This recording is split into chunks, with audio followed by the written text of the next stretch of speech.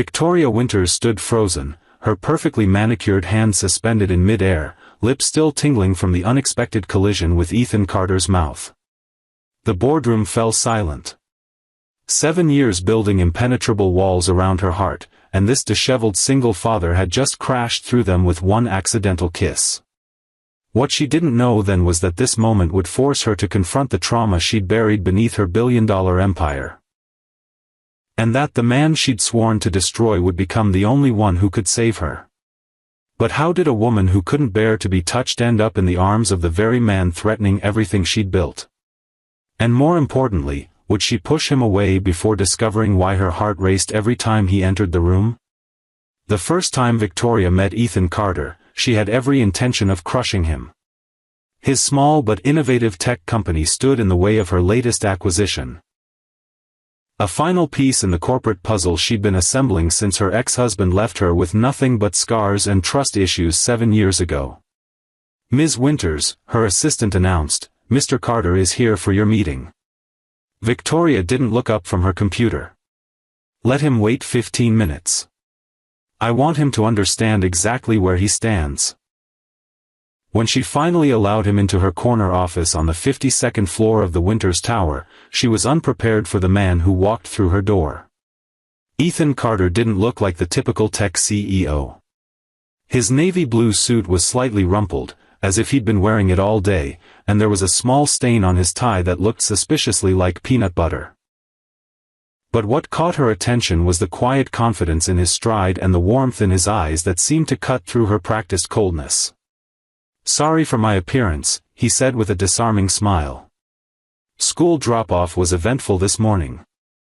My daughter decided her science project needed last-minute adjustments involving glue and glitter." Victoria remained expressionless. "I didn't ask for your personal schedule, Mr. Carter. I asked for a meeting to discuss my offer to acquire your company." "An offer that severely undervalues what we've built," he replied, his smile fading but his eyes still holding that unsettling warmth. "My team has created something revolutionary, Ms. Winters. Something that could change how people connect." "Connection," she scoffed, "is overrated." What Victoria didn't expect was for Ethan to laugh, a genuine, rich sound that seemed to fill the sterile office with life. Says the woman who's built an empire on social media platforms. For the first time in years, Victoria felt something crack in her carefully constructed facade. This man saw through her, and it was terrifying. If only she knew then that this was just the beginning of Ethan Carter dismantling everything she thought she knew about herself. Over the next few weeks, Victoria found herself increasingly frustrated by Ethan's refusal to sell. Each meeting ended with her blood pressure rising and her walls strengthening. Yet something about him lingered in her mind long after he left her office. "You're being unreasonable," she snapped during their 4th meeting. "The offer I've put on the table is more than generous." Ethan leaned forward, his forearms resting on her pristine glass desk. "It's not about the money, Victoria. It's about what we're creating. My team deserves to see their vision through." "Your team? Or is this about providing for your daughter?" Victoria regretted the words as soon as they left her mouth. Something flashed in Ethan's eyes, not anger, but a deep, protective love that made Victoria's chest tighten unexpectedly. "Lily is my world," he said quietly. "But this isn't just about her. It's about integrity. Something I'm not sure you understand anymore." The words stung more than they should have. Victoria stood abruptly, maintaining the careful distance she always kept between herself and others. "This meeting is over." As Ethan left, her assistant entered with a concerned expression. "Ms. Winters, the board is requesting an update on the Carter acquisition. They're growing impatient." Victoria stared out at the city skyline, suddenly feeling the weight of her empire pressing down on her shoulders. What she couldn't admit, not even to herself, was that for the first time in 7 years, someone had made her feel something other than cold determination. If you're enjoying this story of unexpected connection, hit that like button and let me know in the comments if you've ever had someone challenge your walls like Ethan challenges Victoria's. The turning point came 3 weeks later during a charity gala Victoria was obligated to attend. She stood in a corner, a glass of champagne providing the perfect excuse to avoid handshakes and the casual touches that made her skin crawl. Her long, silky white blonde hair was pulled into an elegant updo, and her black gown accentuated her perfect figure while keeping others at a distance with its structured design. "You look like you're having about as much fun as a cat in a bathtub," came a familiar voice. Victoria turned to find Ethan Carter, looking unexpectedly polished in a perfectly tailored tuxedo. The transformation was striking, but his eyes held the same warmth that had begun to haunt her dreams. "Mr. Carter. I wasn't aware you traveled in these circles." "I don't, usually. But my company donated some technology for the children's hospital wing this gala is funding." He gestured toward the crowd. "Not your scene either, I'm guessing?" Victoria took a sip of champagne. "I write the checks. That should be enough. And yet here you are, hiding in the corner instead of networking like the business shark I know you to be." His tone was teasing, but his eyes were perceptive. "What are you afraid of out there?" The question hit too close to home. Victoria placed her glass down with more force than necessary. "I'm not afraid of anything, Mr. Carter. I simply find most people tedious." "Including me?" he asked, his lips quirking into that half-smile that somehow both irritated and intrigued her. "Especially you," she replied, but there was less ice in her tone than usual. The orchestra began playing a waltz, and Ethan glanced toward the dance floor. "Would it be completely out of line to ask you to dance?" Victoria stiffened. "Yes, it would." "Because you hate me, or because you don't dance?" "Because I don't like being touched," she said before she could stop herself. Instead of the pity or awkward retreat she expected, Ethan simply nodded. "Fair enough. How about we just stand here and judge everyone else's dancing instead?" And somehow, that's exactly what they did for the next hour, standing a careful distance apart while Ethan provided increasingly ridiculous commentary on the dancers that eventually coaxed reluctant laughter from Victoria. It was the first time in years she'd genuinely enjoyed someone's company, and it terrified her. What Victoria didn't know was that across the room, her ex-husband Richard was watching, his eyes narrowing at the sight of her laughing with another man. The man who had left her with emotional scars so deep she couldn't bear to be touched was now plotting his return to her life, and he wouldn't let someone like Ethan Carter stand in his way. The next day, Victoria received news that shook her carefully controlled world. Someone was buying up shares in her company through shell corporations, attempting a hostile takeover. Her board was in panic, and all evidence pointed to Ethan Carter as the culprit. Furious and feeling betrayed, Victoria stormed into Ethan's much smaller office without warning. "Was this your plan all along?" she demanded, throwing a folder of financial documents onto his desk. "Refuse to sell to me while secretly trying to take over my company?" Ethan looked genuinely confused as he scanned the documents. "Victoria, this isn't me. I don't have this kind of capital, and even if I did, this isn't how I do business." "Don't lie to me," she hissed, leaning over his desk. "Everyone wants something from me. What's your angle?" Ethan stood, his expression serious. "Not everyone is out to hurt you, Victoria. I'm not your enemy." "Then who is?" Her voice cracked slightly, the first sign of vulnerability she'd shown him. "I don't know, but I want to help you find out." Victoria laughed bitterly. "Why would you help me? I've been trying to take over your company for months." "Because," Ethan said quietly, "beneath that Ice Queen exterior, I see someone who's been hurt badly. And contrary to what you might believe, I actually care." The sincerity in his voice made something inside Victoria crack. She turned away, unwilling to let him see the emotion in her eyes. "I don't need your care or your help." "Maybe not," he replied. But you have it anyway. If you're feeling the tension building between these two, drop a heart in the comments. And don't forget to subscribe to catch the next part of this emotional journey. Against her better judgment, Victoria found herself working with Ethan to uncover who was behind the takeover attempt. Days turned into weeks, and the professional boundaries between them began to blur as they spent late nights poring over financial records and shareholder information. One evening, as they worked in her penthouse apartment, a sleek, minimalist space with floor-to-ceiling windows overlooking the city, Victoria noticed Ethan checking his phone repeatedly. "If you need to go, just go," she said, misinterpreting his distraction as boredom. Ethan sighed. "It's Lily. The babysitter called in sick, and my mom who usually helps out is visiting my sister. I had to leave Lily with a neighbor, but she has an early shift tomorrow." Victoria hesitated, then surprised herself by saying, "You can bring her here." Ethan looked up, clearly shocked.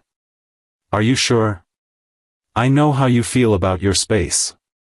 "It's fine," Victoria said, though her rigid posture suggested otherwise. "We have work to do." An hour later, Victoria's pristine penthouse was invaded by the whirlwind that was 8-year-old Lily Carter. With her father's warm eyes and a riot of curly hair, she approached Victoria without the caution most people showed. "You're really pretty," Lily announced. "Dad says you're super smart too. Do you like space? I'm doing a project on black holes." Before Victoria could respond, Lily had spread her school project across the expensive marble coffee table and was chattering away about event horizons and gravitational pull.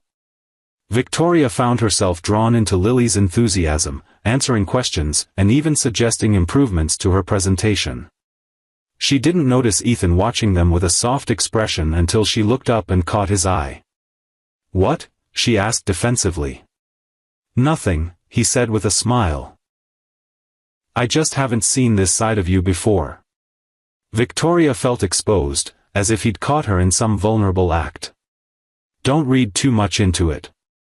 I simply appreciate scientific curiosity." Later, after Lily had fallen asleep on Victoria's designer sofa, something that would have horrified her just weeks ago, Ethan and Victoria made a breakthrough in their investigation. "These shell companies all trace back to Meridian Holdings," Ethan said, pointing to his laptop screen. "Does that mean anything to you?" Victoria went still, the color draining from her face. "That's Richard's company. My ex-husband." Ethan's expression darkened. "The one who," he stopped himself. "The one who what?" Victoria challenged, her defenses rising. "The one who hurt you," Ethan said simply. Victoria turned away, her arms wrapping around herself in an unconscious protective gesture. "You don't know anything about that." "I know enough," Ethan said quietly. "I recognize the signs, Victoria. The way you avoid being touched. How you keep everyone at a distance. The walls you've built." "Stop," she whispered. "My wife, Lily's mother, she came from an abusive home," Ethan continued gently. "It took years for her to feel safe being touched, even by someone who loved her." Victoria's eyes snapped to his. "And where is she now? This woman you supposedly helped heal?" Pain flashed across Ethan's face. "She died when Lily was 4. Cancer." The revelation hung in the air between them, creating a new understanding. They were both survivors, in different ways. "I'm sorry," Victoria said, and meant it. "So am I," Ethan replied, and she knew he wasn't just talking about his wife. The next morning, Victoria received a call that Richard wanted to meet. Against Ethan's protests, she agreed, determined to confront her past and protect her company. "At least let me come with you," Ethan insisted. "This is my battle," Victoria said firmly. "I need to face him alone." "You don't have to do everything alone anymore, Victoria." His words followed her as she walked into the upscale restaurant where Richard waited, looking exactly as she remembered, handsome, polished, and with eyes that never quite matched his charming smile. "Victoria," he greeted, standing to pull out her chair. "You look well. Success suits you." "What do you want, Richard?" she asked coldly, sitting as far from his reach as possible. "Direct as always," he chuckled. "I want what's mine. Half of your company should have been mine in our divorce." "You signed the settlement," Victoria reminded him. "After what you did, you were lucky to walk away without charges." Richard's smile tightened. "Water under the bridge, surely. We were both young and volatile." "You were violent," Victoria corrected, her voice steady despite the fear churning in her stomach. "And now you're trying to take by force what you couldn't get legally." "I prefer to think of it as leveraging my position," Richard replied. "But I'm willing to be reasonable. Come back to me, and I'll stop the takeover." Victoria felt sick. "Never." "Think about it," Richard said, reaching for her hand. Victoria jerked away, knocking over her water glass.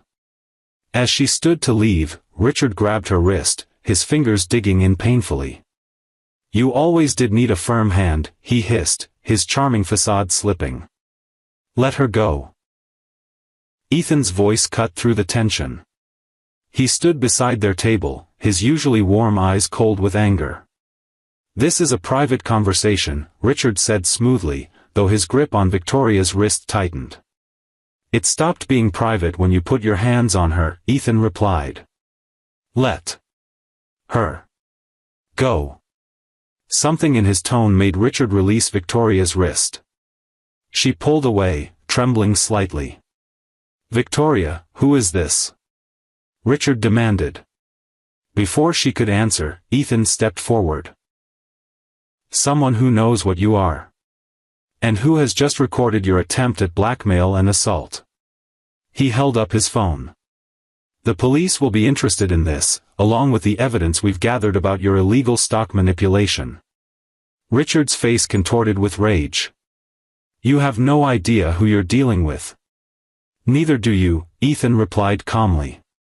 As security approached, alerted by the commotion, Richard stormed out, but not before promising, "This isn't over."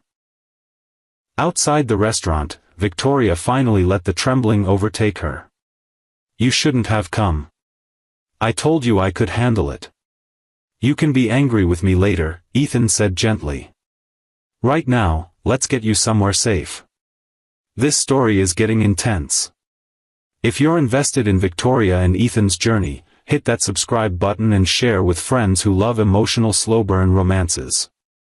The confrontation with Richard triggered something in Victoria. Back at her penthouse, she paced like a caged animal while Ethan made calls to their legal team. "He won't stop," she said, her voice tight with anxiety. "He never stops until he gets what he wants." Ethan ended his call and approached her, careful to maintain the distance she needed. "Victoria, look at me. We have evidence now. He can't hurt you anymore." "You don't understand," she said, running her hands through her hair, disheveling her usually perfect appearance. "He'll find a way. He always does." "Then we'll be ready," Ethan assured her. "You're not alone in this fight." Victoria stopped pacing and looked at him, really looked at him. This man who had every reason to be her enemy had become her strongest ally. The realization was overwhelming. "Why are you doing this?" she asked, her voice barely above a whisper. "What do you want from me?" Ethan's expression softened. "Not everyone wants something from you, Victoria. Sometimes people just care." "I don't know how to do this," she admitted, vulnerability breaking through her carefully constructed walls. "Do what?" "Trust someone. Let someone in." She gestured helplessly. "I've spent 7 years making sure no one could hurt me again." Ethan took a careful step toward her. "You don't have to figure it all out at once. Trust is built one small step at a time." Something in his words, in the patient understanding in his eyes, made Victoria do something she hadn't done in years. She cried. Silent tears at first, then body-shaking sobs that seemed to release 7 years of carefully contained pain. Ethan stood nearby, a steady presence that didn't demand or expect anything from her. When her tears finally subsided, Victoria felt both exhausted and somehow lighter. "I'm sorry," she said, wiping her face with uncharacteristic lack of concern for her appearance. "Don't be," Ethan replied. "Sometimes breaking down is the first step to breaking free." Over the next few days, they worked tirelessly with lawyers and financial experts to build a case against Richard. Victoria threw herself into the work, but Ethan noticed the toll it was taking on her, the dark circles under her eyes, the way she jumped at unexpected sounds. "You need a break," he insisted one evening, closing her laptop despite her protests. "Just for a few hours." "We don't have time for breaks," Victoria argued. "The shareholders' meeting is in 3 days. And you'll be no good to anyone if you collapse from exhaustion," Ethan countered. "Come on. I know a place where no one will recognize you." To her own surprise, Victoria found herself agreeing. An hour later, they were at a small, hole-in-the-wall pizzeria in a neighborhood she'd never visited, sitting in a back booth while Lily chattered excitedly about her day at school. "Dad never brings anyone here," Lily informed Victoria with the blunt honesty of children. "He says it's our special place." Victoria glanced at Ethan, who looked slightly embarrassed. "It's the first place we went after her mom died," he explained quietly. "It became our tradition." "And now you're part of it," Lily declared, pushing a slice of pizza toward Victoria. "You have to try it. Dad says food tastes better when you eat it with people you care about." The simple statement hung in the air between the adults. Victoria carefully picked up the slice, hyper-aware of Ethan watching her. "It's good," she admitted after taking a bite. What she didn't say was that it was the first food she'd truly tasted in days. As the evening progressed, Victoria found herself relaxing in a way she hadn't in years. Lily's unfiltered enthusiasm and Ethan's gentle humor created a bubble of normalcy that felt both foreign and desperately needed. Walking back to the car, Lily skipped ahead while Ethan and Victoria followed at a slower pace. "Thank you," Victoria said quietly. "I needed this more than I realized." "Everyone needs to remember there's more to life than work and battles," Ethan replied. "Even billionaire CEOs." Victoria smiled, a real smile that transformed her face and caught Ethan off guard. He stopped walking, staring at her with an expression she couldn't quite read. "What?" she asked, suddenly self-conscious. "Nothing," he said, shaking his head slightly. "It's just, you should smile more often. It suits you." The moment was interrupted by Lily calling for them to hurry up, but something had shifted between them, a new awareness that neither was ready to acknowledge. The night before the shareholders' meeting, disaster struck. Their key witness, a former employee of Richard's who had evidence of his illegal activities, withdrew their testimony, clearly frightened into silence. "We're back to square one," Victoria said, pacing her office. "Without that testimony, it's just our word against his." Ethan watched her, concern etched on his face. "There has to be another way." "There isn't," Victoria snapped, her fear manifesting as anger. "He's going to win. Again." "No," Ethan said firmly, standing to block her pacing. "I refuse to believe that." "Then you're a fool," she retorted. "You don't know him like I do. He destroys everything he touches." "Including you?" Ethan challenged. "Because from where I'm standing, you're still standing. You built an empire from nothing after leaving him. That's not destruction, Victoria. That's triumph." His words hit her like a physical force. She stopped, staring at him as if seeing him for the first time. "You're stronger than you give yourself credit for," Ethan continued, his voice softening. "And you're certainly stronger than him." "I don't feel strong," Victoria admitted.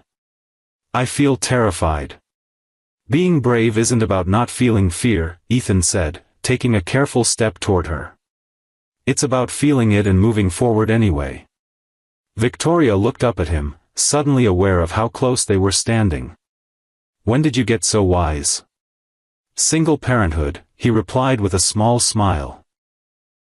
Nothing teaches you about courage like raising a child on your own. Something about his nearness, about the unwavering belief in his eyes, made Victoria do something she hadn't planned. She closed the distance between them and placed her hand on his chest, the first time she had willingly touched anyone in years. Ethan went completely still, understanding the significance of the gesture. Beneath her palm, she could feel his heart racing. Victoria, he said, his voice rough with emotion. I don't know what I'm doing, she confessed, her eyes locked with his. But I know I'm tired of being afraid. What happened next was a blur of motion and emotion. An argument erupted about the risk she was taking by confronting Richard directly at the meeting. Words were exchanged, voices raised, both of them fueled by fear for what tomorrow might bring. You're being reckless. Ethan shouted, his concern manifesting as frustration. And you're overstepping. Victoria fired back. This is my company, my life. A life you've spent hiding from real connection. The words escaped before Ethan could stop them. Victoria stepped forward, fury in her eyes. You know nothing about. The rest of her sentence was lost as she tripped on the edge of the carpet. Ethan reached out instinctively to catch her, and somehow, in the chaos of the moment, their lips collided. Time seemed to stop. What should have been an awkward, accidental touch became something else entirely as neither pulled away. For one breathless moment, Victoria felt the walls she'd built crumbling around her. When they finally broke apart, both were breathing heavily, shock evident in their expressions. Ethan began. Don't, Victoria whispered, her fingers touching her lips in wonder. Don't say anything. The air between them was charged with unspoken emotions and possibilities neither had allowed themselves to consider until this moment. If you're feeling the emotions in this scene as much as I am, hit that like button and leave a comment. This journey is just getting started. The shareholders' meeting arrived with tension thick in the air. Victoria stood at the podium, the picture of corporate elegance in her tailored white suit, but those who looked closely might notice the new determination in her eyes. Richard sat in the front row, confidence radiating from his smug expression. He believed he had already won. Before we begin the vote, Victoria addressed the room, her voice steady, I want to address the recent attempts to undermine this company's leadership. Murmurs rippled through the crowd as Victoria methodically laid out the evidence they had gathered, financial records, witness statements, and finally, a recording that made Richard's face drain of color. What you're about to hear, Victoria said, is a conversation between Richard Winters and myself from 7 years ago, the night I left our marriage. The audio that played revealed Richard's threats, his rage, and most damning of all, his admission of financial fraud that had implications far beyond their personal relationship. I kept this recording as insurance, Victoria explained as the audio ended, leaving a stunned silence in the room. I never wanted to use it. I wanted to move forward, not look back. But when Mr. Winters attempted to illegally seize control of this company, he left me no choice. Richard stood, his face contorted with fury. You manipulative bitch. Security, Victoria said calmly, please escort Mr. Winters from the building. The FBI agents waiting outside will take it from there. As Richard was led away, shouting threats and accusations, Victoria maintained her composure. Only Ethan, watching from the side of the room, could see the slight trembling of her hands. The vote that followed was unanimous in support of Victoria's continued leadership. As the meeting adjourned, shareholders and board members surrounded her with congratulations and questions, but her eyes sought out only one person. Ethan stood waiting by the door, a quiet pride in his expression that touched something deep within her. Hours later, after the press conferences and legal meetings had finally ended, Victoria found herself on the rooftop garden of her building, a private sanctuary she rarely used. She heard the door open behind her but didn't turn, knowing who it would be. "How did you know I'd be here?" she asked as Ethan came to stand beside her at the railing. "Lucky guess," he replied. "It's where I'd go, somewhere high above it all, where you can breathe." They stood in comfortable silence, watching the city lights below. "It's really over," Victoria said finally. The FBI had apparently been building a case against him for years. My evidence was the final piece they needed. "How does it feel?" Ethan asked. Victoria considered the question. "Like waking up from a long nightmare. I've been looking over my shoulder for so long, I'm not sure I remember how to live without fear." "You'll learn," Ethan said softly. "Day by day." Victoria turned to face him, the question that had been burning in her mind finally finding voice. "Where do we go from here?" "That depends," Ethan replied, his eyes searching hers. "On what you want."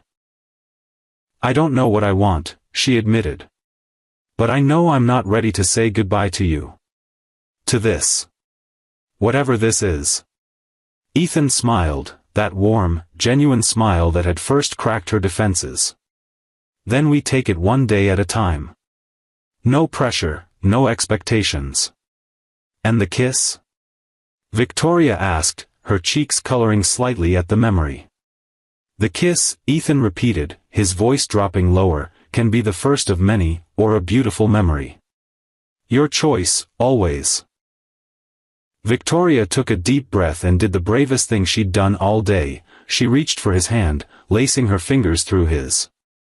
"I think," she said carefully, "I might be ready to make new memories." The touch of his hand in hers didn't make her skin crawl or her heart race with panic. Instead, it felt like coming home to a place she'd never been before. 6 months later, Victoria stood in her kitchen, watching as Lily and Ethan attempted to make pancakes, flour covering more of them than the actual batter.